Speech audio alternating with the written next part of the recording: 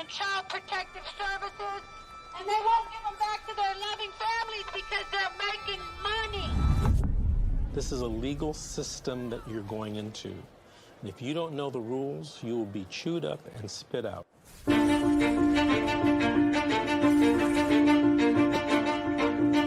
If I could say anything to a mother who just got their children detained, you're in a crisis. Yeah. Life feels like it's over. The most important thing is regaining custody of your children. The child welfare system at its core is designed to protect children who need protection, okay? And that's key, is who need protection. So social workers, out of fear, will remove more children rather than only remove those children that truly need to be removed. It's okay. It's okay. This isn't someone stole your car. Someone broke into your house. This is someone took your child, your flesh and blood. It doesn't say on this order that it was not proven. It says untrue. True. I immediately knew that, okay, well, this ain't over.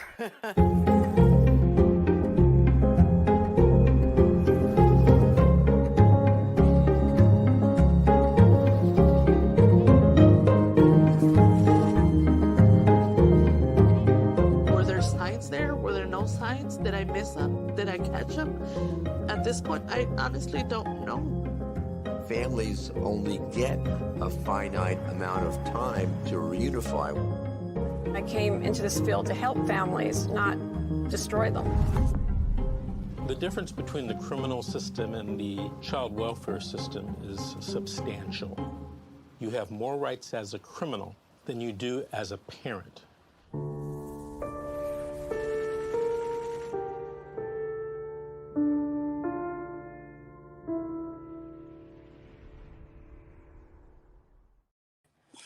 Good morning, everyone, and welcome to Fight With Me Fridays. Please excuse my background. I've got somebody very special coming to fly in and visit me today, and I have no idea what I'm going to wear.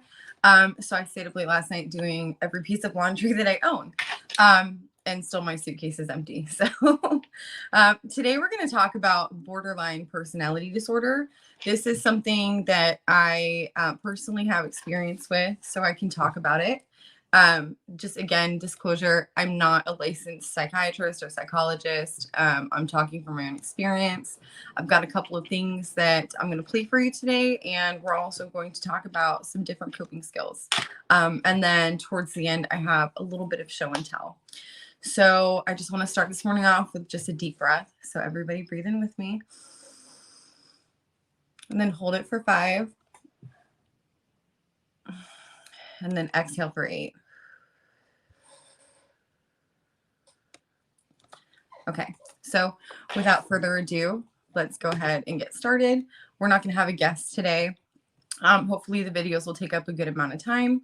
So let's talk about what is borderline personality disorder. Borderline personality disorder is a mental health disorder that impacts the way you think and feel about yourself and others, causing problems functioning in everyday life. It includes self-image issues, difficulty managing emotions and behavior, and a pattern of unstable relationships. With borderline personality disorder, you have an intense fear of abandonment or instability, and you may have difficulty tolerating being alone. Yet, inappropriate anger, impulsiveness, and frequent mood swings may push others away, even though you want to have loving and lasting relationships. Borderline personality disorder usually begins by early adulthood. The condition seems to be worse in young adulthood and may gradually get better with age. If you have borderline personality disorder, don't get discouraged. Many people with this disorder get better over time with treatment and can learn to live satisfying lives. So let's talk about some of the symptoms. Borderline personality disorder affects how you feel about yourself, how you relate to others, and how you behave. Signs and symptoms may include an intense fear of abandonment, even going to extreme measures to avoid real or imagined separation or rejection. A pattern of unstable, intense relationships, such as idealizing someone one moment and suddenly believing the person doesn't care enough or is cruel the next. This is something called splitting. If you'd like, we can get more into that another time. That in itself would take like at least an hour to talk about. Another one is a pattern of unstable, intense relationships. Okay, there we go. Rapid changes in self-identity and self-image that include shifting goals and values and seeing yourself as bad or as if you don't exist at all. Periods of stress-related paranoia and loss of contact with reality lasting from a few minutes to a few hours. Impulsive and risky behavior such as gambling, reckless driving, unsafe sex, spending sprees, binge eating or drug abuse, or sabotaging success by suddenly quitting a good job or ending a positive relationship. Another sign is suicidal threats or behavior of self-injury, often in response to fear of separation or rejection. Wide mood swings lasting from a few hours to a few days, which can include intense happiness, irritability, shame, or anxiety. Ongoing feelings of emptiness, inappropriate, intense anger, such as frequently losing your temper, being sarcastic or bitter, or having physical fights. Now I'm going to pause right there. I haven't been officially diagnosed with this, but it has been kind of something that we've been looking at. I know last week on Fight With Me Friday, we talked about a little bit of my childhood, which was, for lack of better words, fucking crazy. I was left with a lot of trauma, a lot of PTSD, and, that type of trauma can lead to chemical imbalances that can be seen as something like borderline. Now, I'm not extreme. There are different types. I think right now they've identified 4 different types. And this has taken place this has replaced in the DSM, the split personality disorder. So split personality is no longer a thing. They have decided to call it borderline now. And there's still a lot that we haven't learned about this. And another thing that I do want to point out, because, there's such a negative stigma against mental health. People are afraid to talk about it. People are afraid to admit, okay, well, I have something that I'm dealing with. And really at the end of the day, what it boils down to is that, the DSM, like I have a copy of the DSM-5. Anybody who reads it, they'll tell you in psychology class, which I did take some in college. You read the DSM, you're going to see yourself in it at least 3 times. That's what they say. Doesn't mean you have it, but you're going to recognize certain patterns within yourself. So, I want to end the stigma. We're never going to be able to get better or get help if we're constantly hiding from these diagnoses, which, furthermore, are really just man's made up, labels for something that we barely understand, which is the human mind and our consciousness. So, not to negate the validity of any diagnoses that we may have, but becoming more aware and knowing how to handle those is very, it's very important to our journey and learning how to, deal with things that we've had to endure in our lives and how to love ourselves and become, truly stable people mentally and emotionally. So, and that's one of my goals. So when do you see a doctor?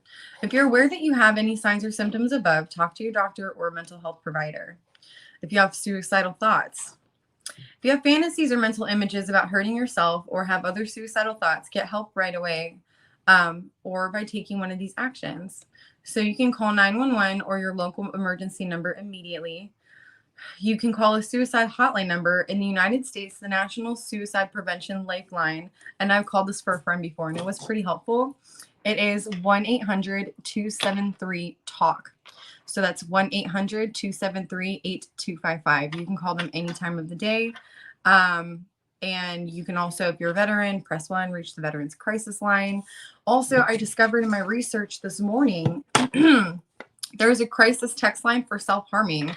And all you have to do is text HOME to 741-741. That's HOME to 741-741. So just some resources should you guys ever need it. I can tell you from experience, if you're dealing with one of these messed up cases and you're being dragged through the family courts and just chewed up and spit out, over and over again, it's just me and my dog right now. So a lot of the times I am alone to deal with myself and my thoughts and my feelings. Sometimes it's peaceful. Other times it's hell. So just having those resources and taking advantage of them is very important. So if you notice any of these signs or symptoms in a family member or friend, talk to that person about seeing a doctor or a mental health provider. You can't force someone to seek help, but if the relationship causes you significant stress, you may find it helpful to see a therapist yourself. And one thing that I can tell you about therapy, I recently started therapy with like this amazing therapist. I mean, like from the onset, you know, I was a little bit skeptical. I haven't had like the greatest experience in the past, talking to therapists. But she was wonderful. You know, I have so many things that I still have to make sense of that I had to endure, growing up. I mean, I was basically like locked in my room for years. Like I wasn't allowed to have any friends. I mean, my mom, she just fucking hated me. And you know, that caused like a really huge dilemma, in like developing necessary social skills that I need. So I want to cry just talking about this. I don't know why. Oh gosh. You know, even as an adult, I'm 28 years old now. I'll be 29 this year. So shit, I'm pushing 30 now. And I still freeze up when I have to talk to people sometimes. Like small talk terrifies me. You know, I envy people who, you know, are able to have those elevator conversations with just literally anyone. You know, and I hope that eventually I can learn how to be comfortable and do that myself. So let's go on to the causes. I'm sorry, guys, I just woke up. As with other mental health disorders, the causes of borderline personality disorder aren't fully understood. In addition to environmental factors, such as a history of child abuse or neglect, borderline personality disorder may be linked to genetics. Some studies of twins and families suggest that personality disorders may be inherited or strongly associated with other mental health disorders among family members, and also can be linked to brain abnormalities.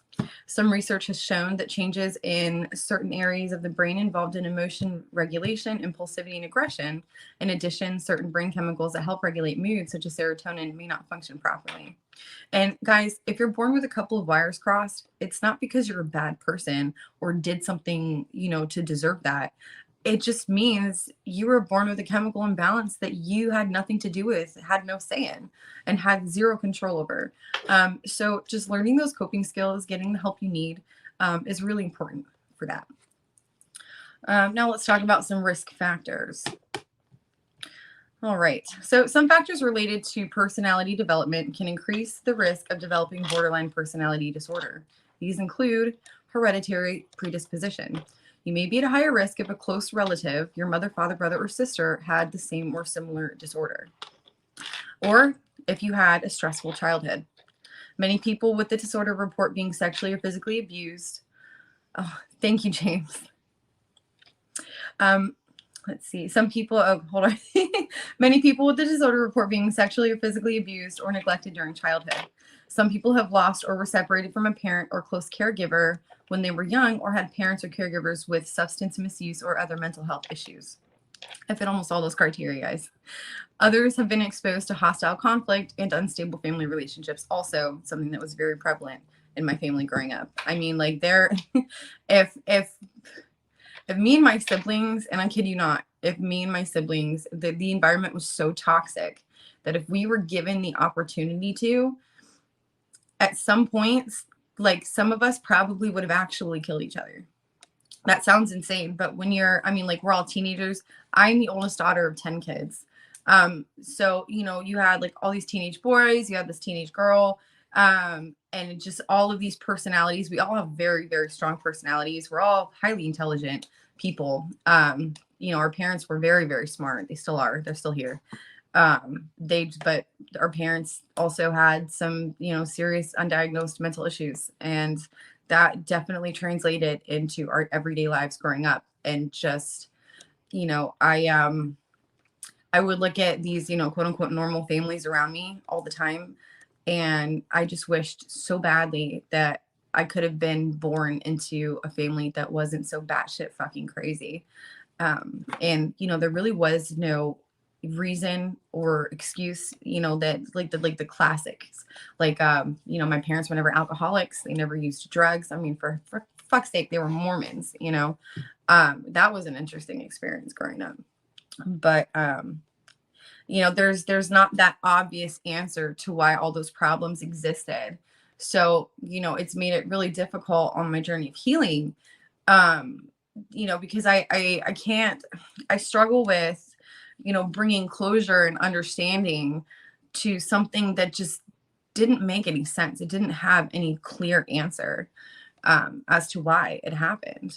So, we all have our past. It's just understanding that we have the responsibility to walk in the direction of peace. We have the responsibility. And I could harp all day long about, oh, well, I was a kid and this happened to me.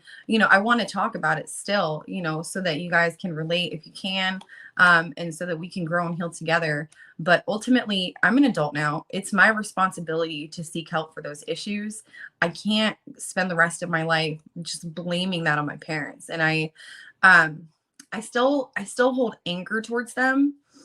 However, I feel sorry for them. I don't blame them for what I had to endure because I knew that they were sick. So, just remember, it's not healthy to hold on to toxic anger. It's only going to hurt you in the end. Okay, so some complications. Borderline personality disorder can damage many areas of your life. It can negatively affect intimate relationships, jobs, school, social activities, and self-image, resulting in repeated job change or losses, not completing an education, multiple legal issues such as jail time, conflict-related filled relationships, marital stress or divorce, self-injury such as cutting or burning, and frequent hospitalizations, involvement in abusive relationships, unplanned pregnancies, sexually transmitted infections, motor vehicle accidents, and physical fights due to impulsive and risky behavior, and attempted or completed suicide. One thing that really scares me about suicide is that a lot of people who do complete suicide, I would say most people have a change of heart at the very last split second, and they die. They end up dying when they didn't mean to. And that's terrifying. That's terrifying. A lot of suicides are accidents. And it's very scary. It's very scary. So in addition, you may have other mental health disorders such as depression, alcohol or other substance misuse, anxiety disorders, eating disorders, bipolar disorder, post-traumatic stress disorder, attention deficit hyperactivity disorder, and other personality disorders. So that is it for my spoken portion of what is borderline personality disorder. I would like to play a couple of videos for you guys so that's yes, Heather, you cannot grow without forgiveness. And oh man, that's such a loaded word. Forgiveness. Whew. Have I forgiven my children's father for what he's done and what he's doing to all of us? I mean, I don't know. I say the word forgive. Like, have I forgiven my parents? I don't really feel it, but I don't harbor anger either. So that goes to show I'm still on my healing journey. As far as my children's father and what he's doing to all of us, I feel pathetic. I mean, I feel so sorry for his whatever pathetic soul is inside of his body that compels him to do what he's doing. But, I do believe that we live in a just universe. If you look around you, I mean, look at the laws of nature, just look at natural law, just the way things work. This universe, this world that we live in was created to teach us responsibility, to teach us cause and effect, action and consequence. So, when it seems like these people, like these social workers, these toxic exes are getting away with these horrible things that they're doing, it's not our job or our place to determine what their consequences would or should be. We do, however, have the right to pursue justice. That is no easy feat, however. In my personal plight to regain custody of my children, and get back that part of my life that was stolen from me. I often find myself in that same situation where I just wish, can these people just get hit by a fucking bus? But again, it's not my place. So I do trust our universe to do what is necessary in the grand scheme of things. So let's go ahead and play that first video. And hopefully it'll give you guys some insight. Hey Psych2Goers, welcome back to another video. Thank you all so much for the love and support you've given us. It enables us to present you with continued insight on everyday psychology. So let's begin. Personality disorders come in many different forms and affect people differently. Borderline personality disorder is a specific condition that primarily affects self-perception and relationships. People with the condition typically experience intense emotional instability that deeply impacts everyday life. Please be advised that this is strictly for informative purposes. Do not self-diagnose and do not use this to diagnose or stigmatize others.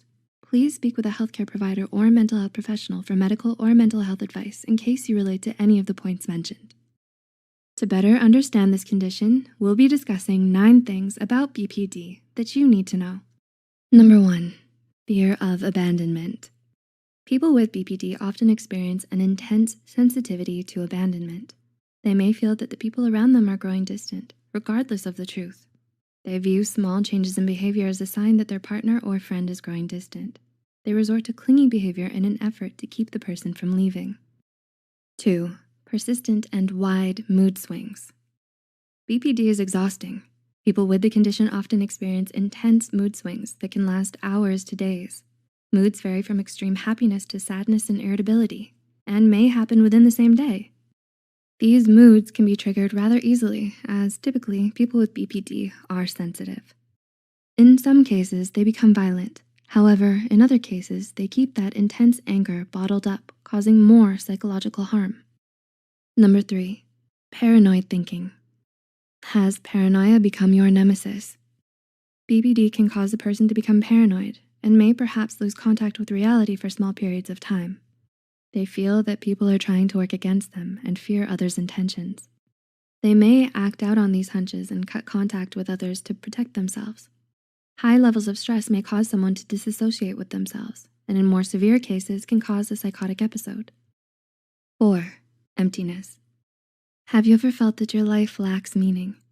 Most people at some point in life experience such an emotion due to difficult times. People with BPD, however, may feel chronically empty all the time.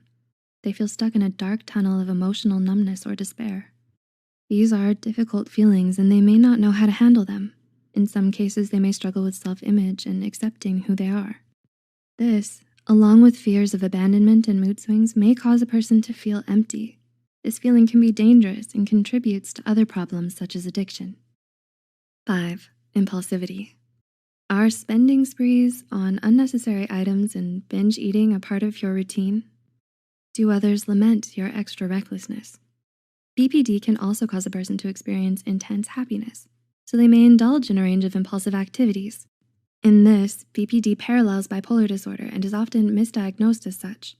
When these behaviors occur only during phases of elevated mood, they may be signs of a mood disorder, not borderline personality disorder. 6, splitting. Are you familiar with the black and white thinking phenomenon?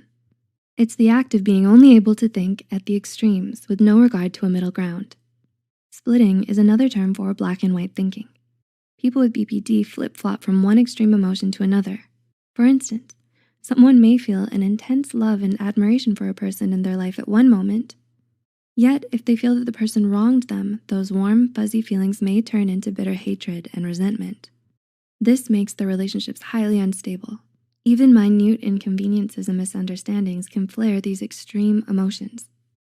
7, trust issues. Do you overanalyze situations and feel you're being slighted in every situation?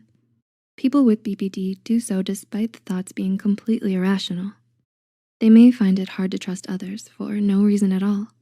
They feel that they understand others' intentions, but they're always way off. They may also think that another person is cruel to them over a small inconvenience.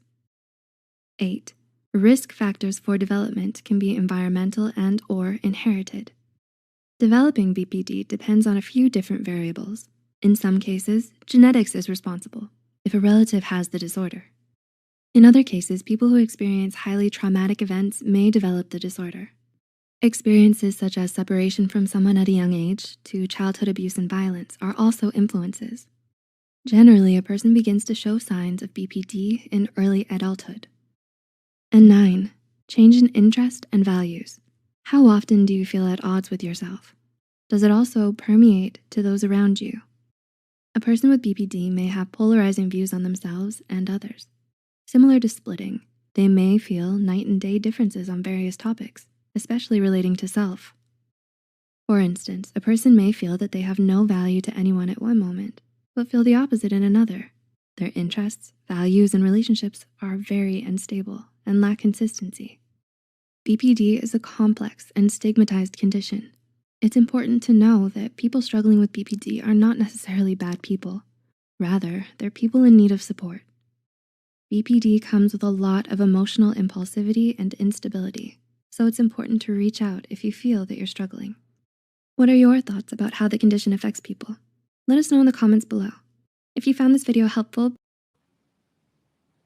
Okay guys, so, looks like it is getting bright over here. The sun's coming out. So the lighting just got really harsh. Okay. So I hope you guys enjoyed that video. I've got one more for you. The second one I'm going to play, but not yet, is going to be about, how you as a friend or a loved one can deal with somebody who has this disorder. And like I discussed earlier, it is something that, it kind of levels out as you age. It does become extremely intense in your adolescent and early adulthood. A lot of times medication is necessary. I am not on any medication. I have, let's see, Heather, I try so hard to find what lessons I need to learn from this cruel and unusual punishment, but sometimes it's so hard. Heather, I completely understand. If I had the answers, which I wish I did, things would be so much easier, but I don't. Oftentimes horrible things happen to good people. And it's impossible to know why. It helps to have a higher power. I'm trying very hard to come back to God, whatever that even is anymore. But I mean, this thing that's happened in my family has been dragged out for so long. It's been a very long time since I wanted anything to do with that. Also, the confusion and trauma of growing up in a Mormon family. And disclosure, guys, I'm not talking about the Mormons who have like multiple wives, etc. Completely different religion. They call themselves Mormons, but they're not. They're just very extreme radical Christians, very judgmental, a lot of extremely strict rules. I ended up rebelling at it at a younger age. But we'll get into that more another time. So let's talk about the 4 types of borderline personality disorder. So the 4 types are, let's see. Okay, so we've got the discouraged borderline personality disorder. So discouraged borderline personality disorder. Of the 4 subtypes, one of the subtypes is discouraged personality disorder.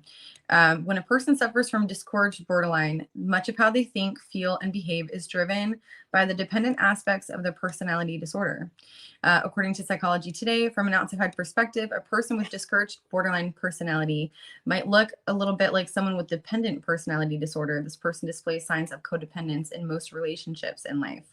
The dependence of a discouraged borderline type is most often noticeable when they become dependent on a person with whom the dependence is inappropriate. So a casual friend, for instance, or a boyfriend or girlfriend who they just started dating. A person with the subtype might seem outwardly depressed or serious, especially when compared to some of the other borderline disorder subtypes.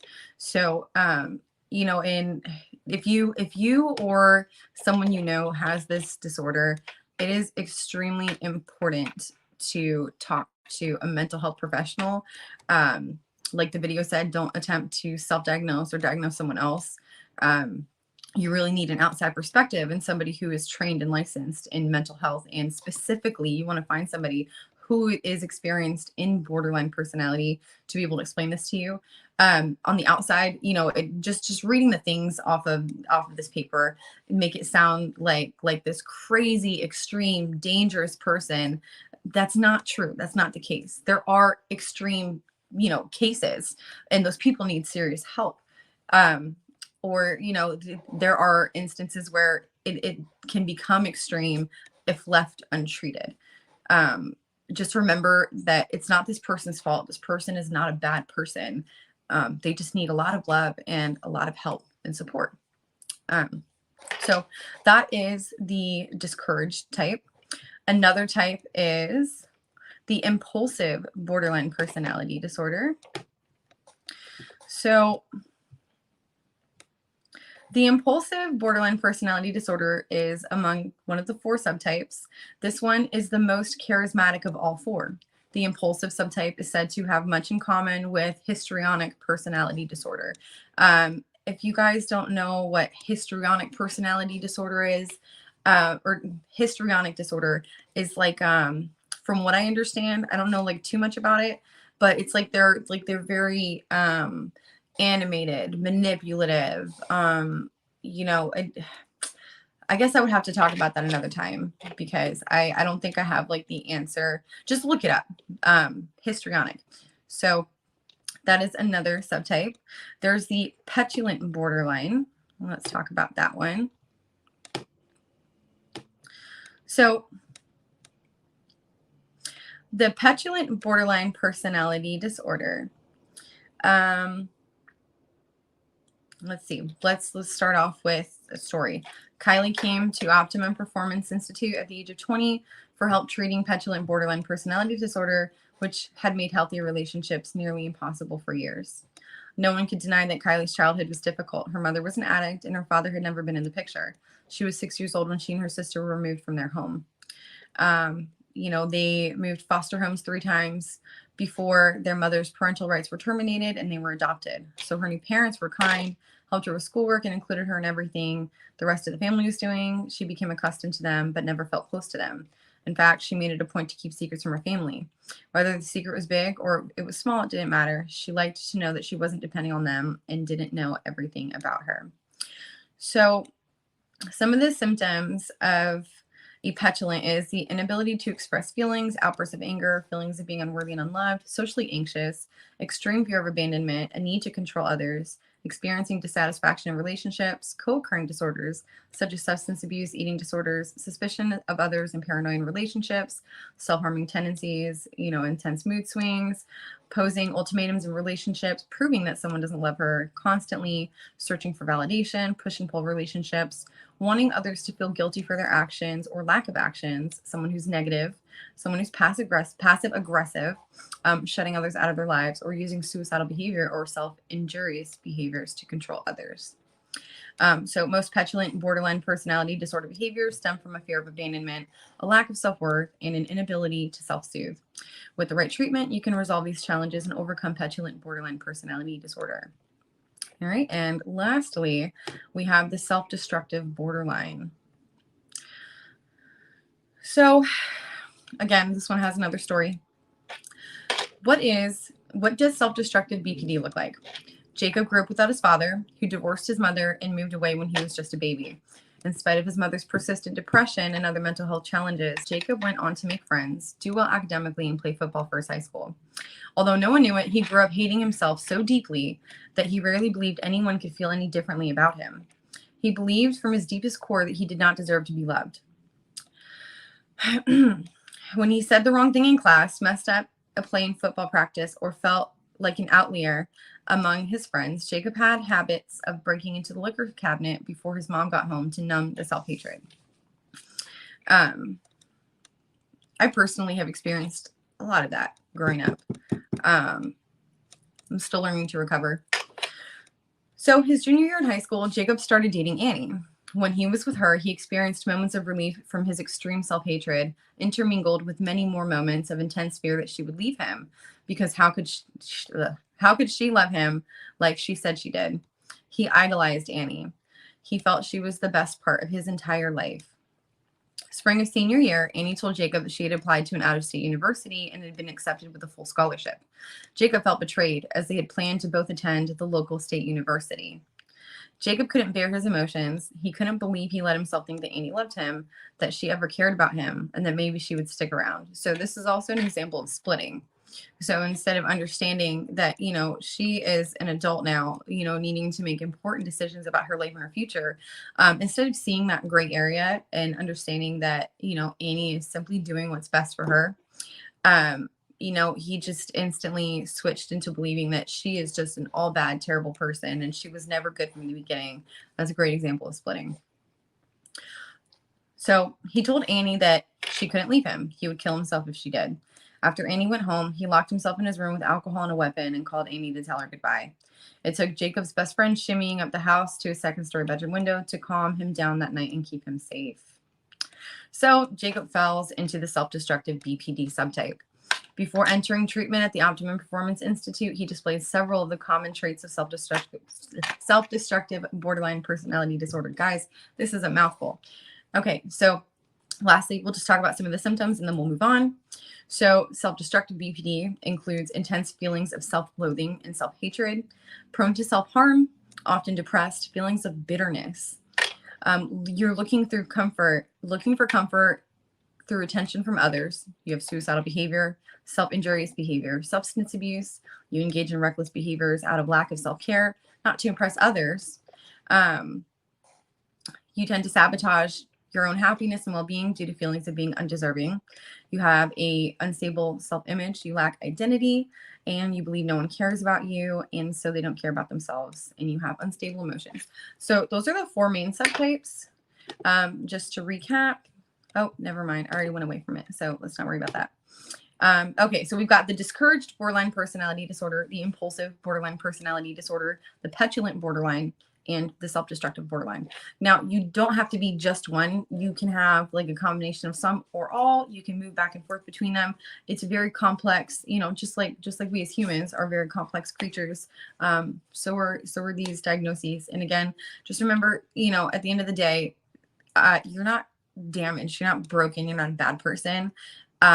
You know, we're just creating labels as humans to understand something that we really barely know anything about. But still talk to a professional.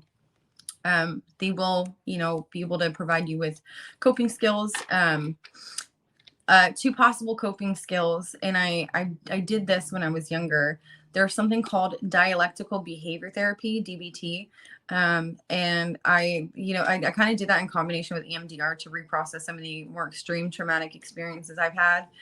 Because, you know, until your brain is able to process it with a professional, you know, with me, we used EMDR, which basically taught my brain that, you know, when I'm thinking about this traumatic event, it's not still happening. But until you can work through those extreme traumas with a professional, when you think about that emotional and mental pain of these traumas that you have, your brain actually thinks it's happening all over again in real time. Your brain isn't able to differentiate that, oh, this happened in the past, because, you know, the pain is still real. And then your brain is perceiving that as a threat. And, you know, often those memories will trigger us into some of these behaviors. So understanding those behaviors and getting the help you need is very important. Dialectical behavior therapy is kind of like a mindfulness therapy. Actually, no, I think that's more like cognitive. Again, I'm not a licensed psychologist, but dialectical behavior therapy is something that is really helpful for people with borderline. It teaches you, you know, to not only be more mindful, but you learn like very important coping skills that you need in the moment. And it helps with the way that your brain, you know, was wired or became wired, in the way that you think about things and perceive the world and events. So without further ado, let's move into something a little more lighthearted. So I have come up with a list of things to do when you're sad. Actually, before we go on, let's before we end the borderline personality portion, I want to play that last video on how friends and loved ones can help and understand somebody with BPD. So let's go ahead and play that second video. Hey Psych2Goers. Did you click on this video because you have a friend who has borderline personality disorder or BPD? Or maybe you've been diagnosed with BPD. Mental health professionals estimate approximately 1.6% of the population meets the criteria for borderline personality disorder. So chances are you have at least one friend with BPD. Unfortunately, the symptoms and behaviors associated with BPD, such as manipulation, self-harm, and emotions like an intense roller coaster, can make staying friends difficult. Have you ever asked yourself why your friend with BPD does the things they do? This video breaks down 4 things your friend with borderline personality disorder wants you to know, but doesn't know how to tell you. 1. Their thoughts and feelings work differently than yours. Although anyone can go through a low point in their lives, people who don't have BPD have difficulty understanding what their friends with BPD might be going through. One minute the world is perfect and they feel untouchable. The next minute, however, it can all come crashing down after they feel triggered. The individual with BPD has difficulty regulating emotion and understanding the shades of gray that normally help people without BPD put things into context. It can be frustrating, draining, and downright heartbreaking to watch someone you care about on a roller coaster of emotion, especially if it seems to happen a lot. But have you ever asked yourself why this happens? Emotionally speaking, individuals diagnosed with BPD experience the world as if they're missing at least one layer of skin. This creates a constant feeling of emotional hypersensitivity and rawness. People diagnosed with BPD often say that they feel empty, worthless, or numb. At the core of this is often an intense fear of rejection, abandonment, and loneliness.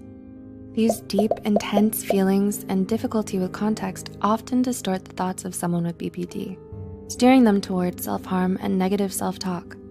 Unfortunately, these tendencies towards self-destructive behavior and negative self-talk often get the person with BPD labeled as manipulative or attention-seeking. What your friend with BPD wants you to know is, 2. It's not all about attention or getting their way. Common symptoms of BPD include unstable moods and identity, risky behaviors, deep fears of abandonment and rejection, and a tendency towards suicidal thinking and gestures. These symptoms are often used to explain the behaviors most commonly associated with BPD, such as needing constant validation from others, threatening suicide, giving ultimatums, and emotional reactions that seem too intense or overboard. It can seem like no matter how much you're there for your friend with BPD, you can never do enough to make them see it. In addition to discouraging, this can feel like you're trying to fill up the Grand Canyon with a small spoon. But those behaviors you find clingy, manipulative, or attention-seeking aren't what they appear. Oftentimes, individuals diagnosed with BPD fear rejection and abandonment because they've experienced a lot of rejection and abandonment in their lives. Until individuals with BPD learn the coping and social skills they need to successfully work through these deep-seated fears, they use the negative behaviors as a way to get their needs met. This kicks off the following self-fulfilling, self-destructive cycle. First, something happens, like a breakup, an argument with a friend, not getting the recognition they want at work or school. That triggers the individual with BPD's deepest fears.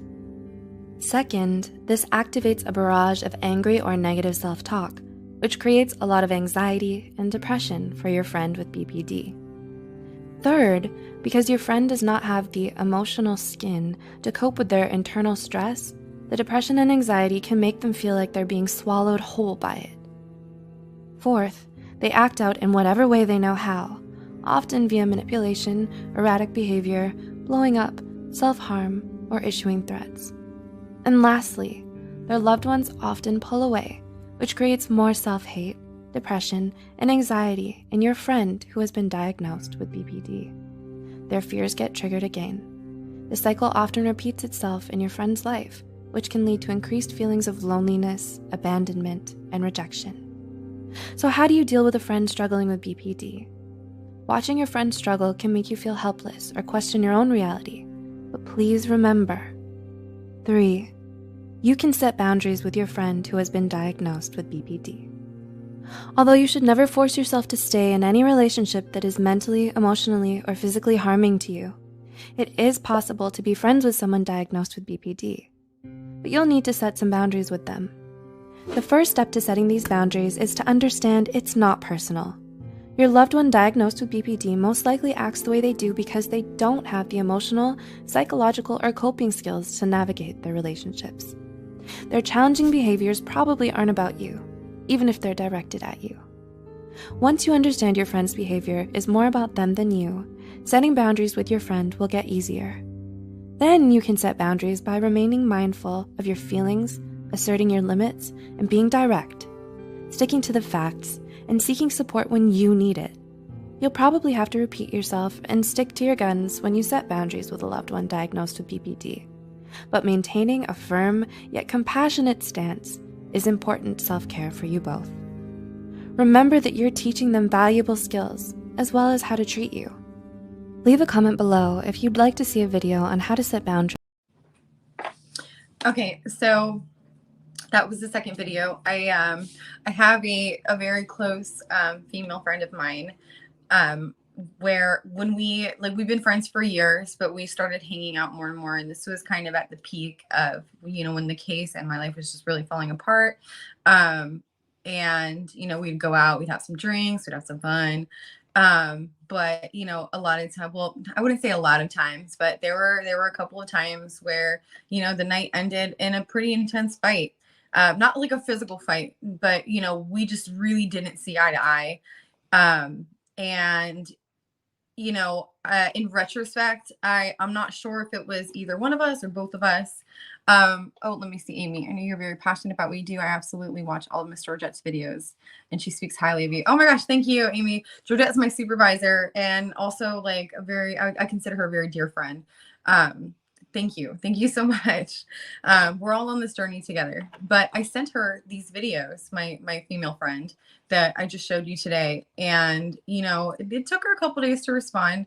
But it helped her to understand much better, like why, one day, we're just chatting and chatting and chatting. And the next day I'm at home isolating. I physically, like, I get into these modes where, and like, I run multiple businesses, guys. Like, my phone is always blowing up. I could probably minimize my screen right now, and I most likely have 30 missed calls and 60 text messages.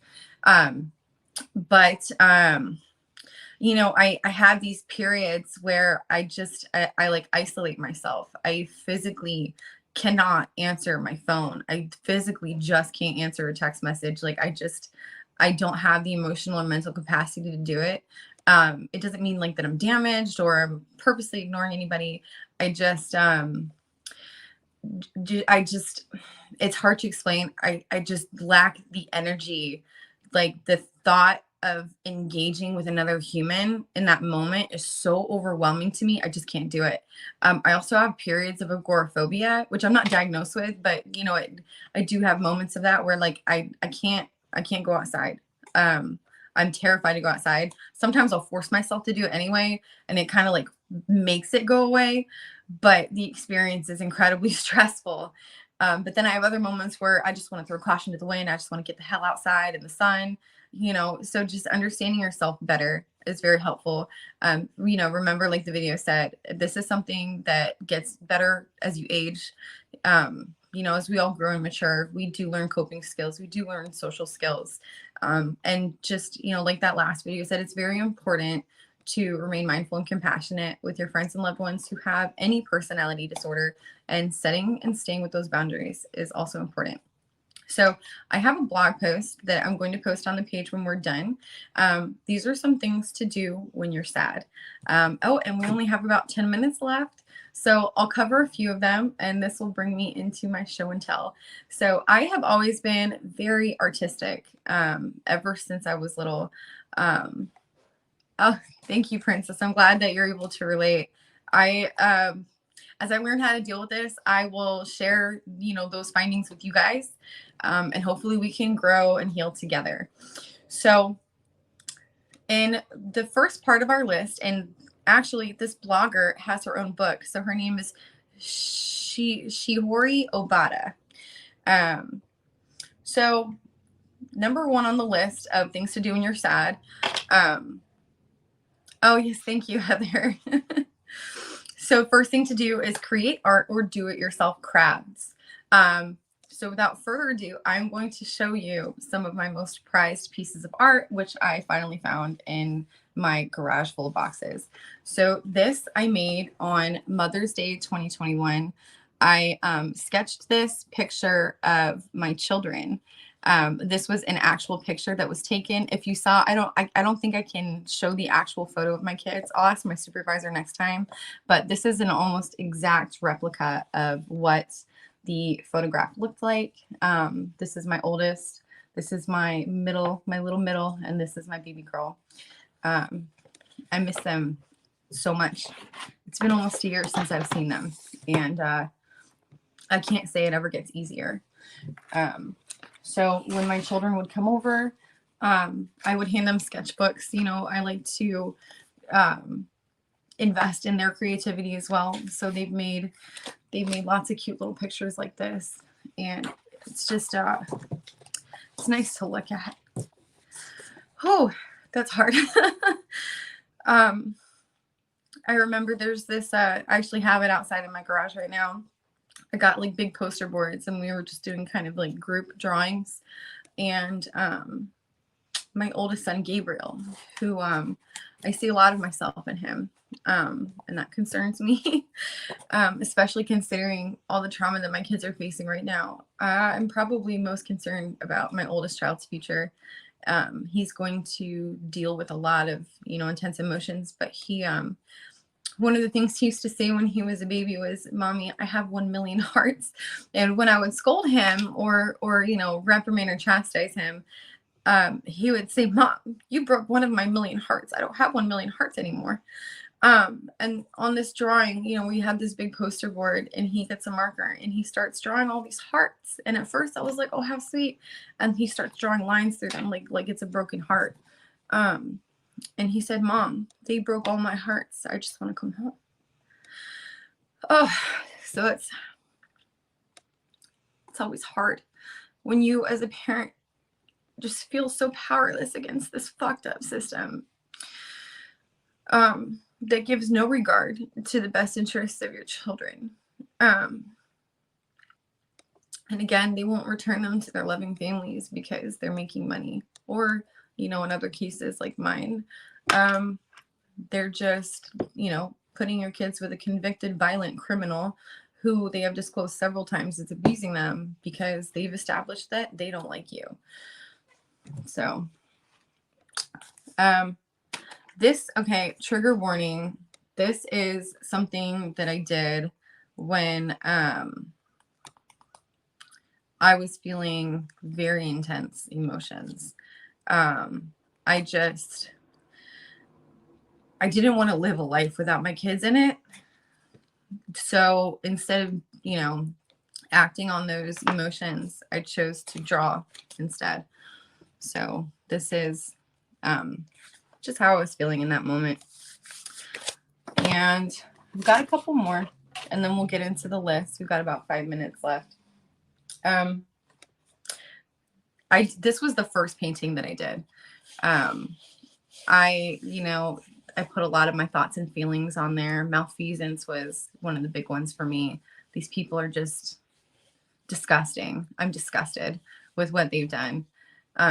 With this case, dealing with a narcissist. So just some things like that. Let me know if you guys would like me to post these on the page for you to look at some more. I might sell them one day. I don't know. I'll probably keep them forever. And this one is one of my favorites. It was a mixed media, but the little thing came out. So there's like a little hole right there. But there used to be like metal, like kind of, to imitate the bone structure of this hand.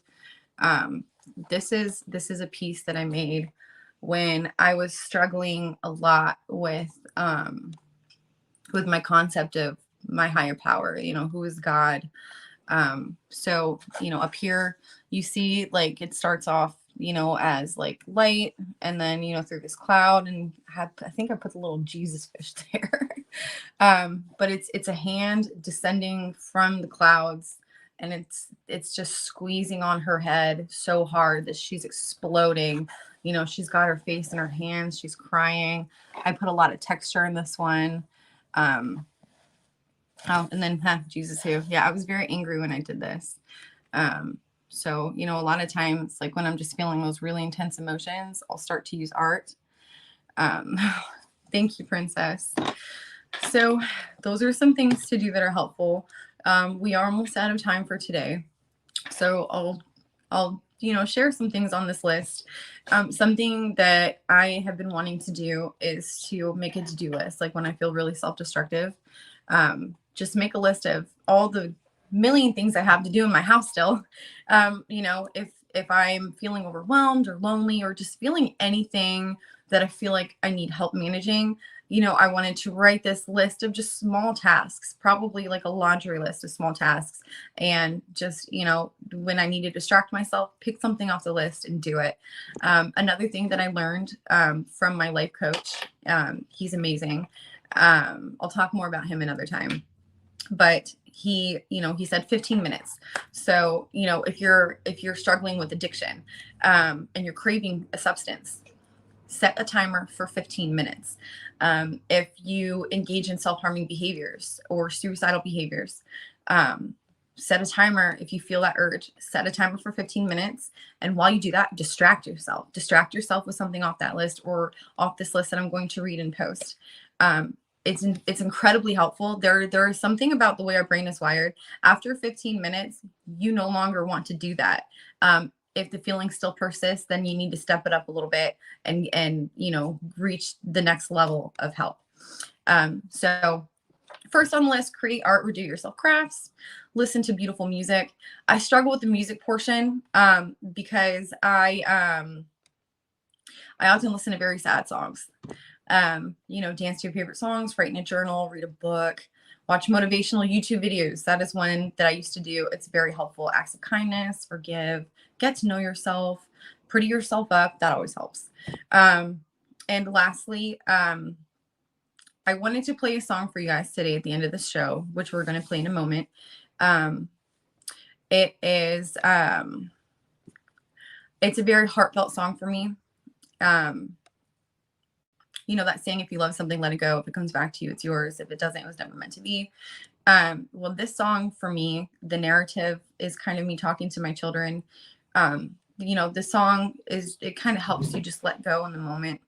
I want them to be happy. I don't want them to miss me. I don't want them to be in pain. I want them to be happy. I want them to live their best life that they can, considering their circumstances. And I just want them to know that I'm still here in the background fighting each and every day. And I cannot wait to be with them again. I just don't know when that ever is going to be, because unfortunately, this is the system that we live in, a system that destroys families. So let's go ahead and play that song. The song is called Mirror.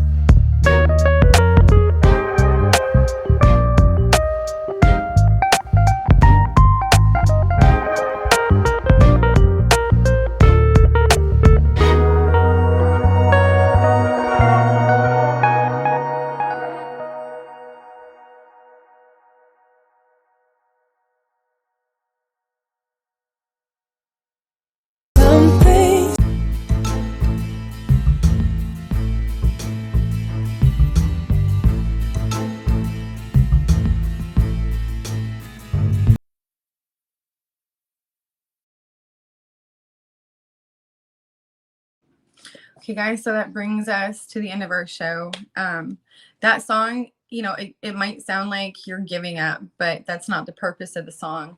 You know, keep me in your mirror. Like, don't forget about me, but, you know, don't take your eyes off the road. I want you to live your best life. I want you to be happy. And I'll be here. I'll be here when it's time for you to come home. We just don't know when that's going to be. For parents who have lost their children or had their rights terminated, their kids have been adopted, which, you know, breaks my heart. I've talked to so many parents with that type of case. You know, you might not see your kids until they're adults. And, you know, if that happens to me, I don't know how they're going to feel at that point. A lot of these foster parents and CPS workers and toxic exes, they brainwash their children. You know, adoptive parents will keep the child from ever being able to have contact with their biological parents who had lost them. So that is Mirror by Madison Ryan Ward. And thank you guys again for joining me today. I may come off as cool, calm, and collected, like I have all my shit together emotionally and mentally. But I want to be vulnerable and raw with you guys and let you know that is not the case. That is not the case. You know, I sometimes have these cycles where, you know, when I said sometimes being alone is hell, sometimes it's peaceful, but sometimes it's hell. You know, I tend to repress my emotions. I have difficulty processing things that are painful. I just want to make it go away. So, you know, over time, I would say maybe like once every couple months, it just builds up and builds up to a point where, I'm just like, I feel like, you know, I'm screaming at the top of my lungs and no one can hear me. You know, sometimes I feel like I'm literally suffocating. I'm surrounded by people in this room, you know, figuratively, and I'm reaching out for help. I'm drowning and nobody sees me. And that's how it feels sometimes. When you've had everything you love ripped away from you. And it gets very lonely. So I do have my dog. He's like my emotional support, little fur baby. So that's always helpful. You know, so I'm not completely alone. But if you guys are by yourselves and you don't have a pet or you don't really have anything and it's just you, just be aware that that's very dangerous. It's very important to have a family member or a friend who you can call. But don't be discouraged that, you know, sometimes in your greatest moments of need, nobody is there to answer. Nobody's there to, oh, that's a gray squirrel. Sorry, ADD. I've never seen a gray squirrel. They're always brown. Anyway, so, and that's my favorite color. Maybe it's a sign. But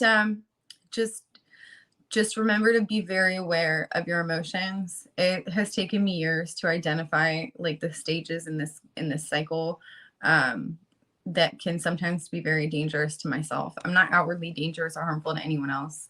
But when the pain hits me, like, let me tell you, it hits me hard. And I just, it's hard to find what to do with all that pain. So we'll talk about that a little bit more another time. So this is the end of our show, guys. Thank you so much for joining me. I hope you guys were able to get a little bit of information out of this. I will post this list of things to do when you're feeling sad on the page. Join me Monday for CPS current events, and we will talk about, the lawsuits against CPS, bills that are being passed. I'll probably have a guest to talk about her experiences, and I look forward to seeing you guys then. So that's going to be Monday at 1:00 p.m. Pacific Standard Time. I'm Eastern Time, so it's going to be 4:00 my time. Thank you all again for joining me, and you guys have a fantastic day. Just remember, we are here to heal, and everything is going to be okay in the end. Okay, bye.